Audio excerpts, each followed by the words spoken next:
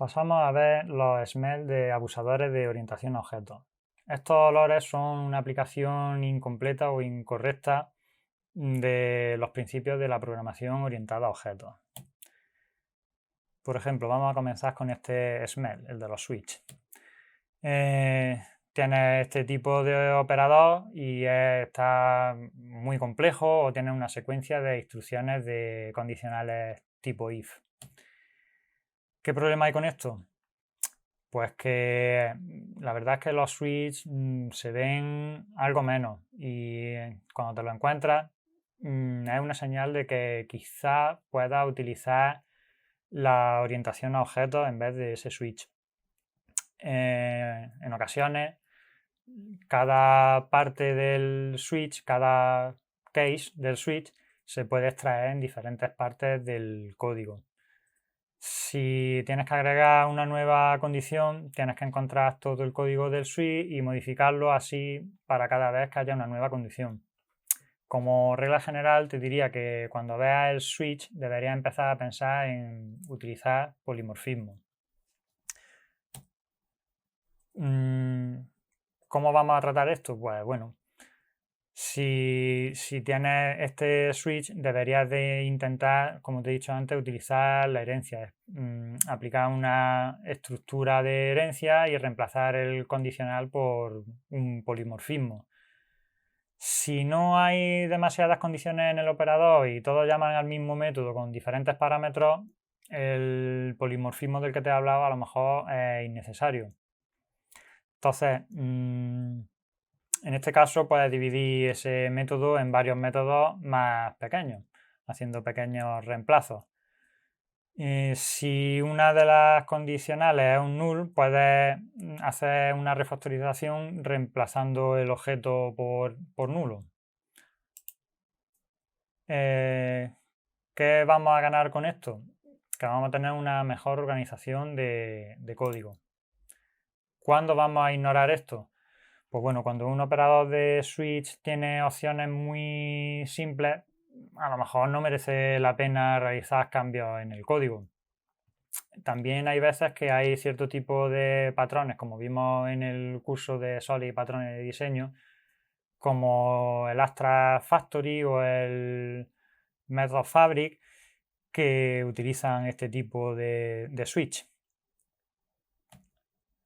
El siguiente SMEL que vamos a ver, el del campo temporal, pues bueno, ¿cómo lo vamos a identificar? Pues son campos temporales que obtienen valores y son necesarios para ciertos objetos, pero solo bajo ciertas circunstancias. Si no se dan esas circunstancias, pues están vacíos. ¿Qué problema hay con esto? Pues que a veces esto lo creamos para utilizarlo para un algoritmo que requiere una cantidad de entrada grande y en lugar de crear un número de parámetros en el método, pues creamos estos campos temporales. Estos campos los utilizamos solo para ese algoritmo y no se utilizan en el resto del tiempo. Entonces este tipo de código es difícil de entender. Tú lo que esperas cuando estás haciendo a lo mejor depuración es ver datos en esos campos, pero casi siempre los ves vacíos y es una cosa un poco extraña. ¿Cómo vamos a tratar esto? Bueno, los campos temporales y todo el código que opera en ellos se puede poner en una clase separada haciendo un extraer clase. ¿Qué vamos a ganar con esto? Pues que vamos a tener una mejor código, más claro, una mejor organización. Rechazo legado es el siguiente SMEL que vamos a ver. La manera de identificar este SMEL es que, por ejemplo, si una subclase utiliza solo algunos métodos y propiedades heredados de jerarquía, está fuera de la categoría. Entonces, los métodos innecesarios, pues puede ser que no se utilicen o redefinirse, o puede ser que den lugar a excepciones. A lo mejor había alguien que quería utilizar herencia entre clases pues, por reutilizar el código de una superclase, pero está utilizándose una herencia y realmente la superclase y la subclase son diferentes y está ahí forzando una herencia que no tiene sentido. Si la herencia no tiene sentido y no tienen nada en común, lo suyo es quitar esa herencia y utilizar reemplazar herencia por delegación, que lo vamos a ver más adelante. Si la herencia es adecuada, a lo mejor te tienes que deshacer de los campos y métodos innecesarios en la subclase. Puedes extraer todos los campos y métodos necesarios para la subclase de la clase primaria, ponerlos en una nueva subclase y establecer ambas clases para heredar de ella. ¿Qué vamos a ganar con esto? Pues que vamos a tener una mejor claridad en el código, una mejor organización.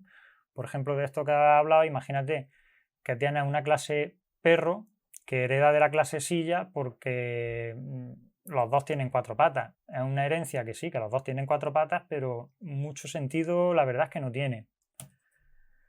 Este siguiente SMEL que vamos a ver, lo que nos viene a decir es que hay dos clases que realizan funciones idénticas, pero tienen nombres diferentes. Claro, ¿esto por qué puede haberse dado?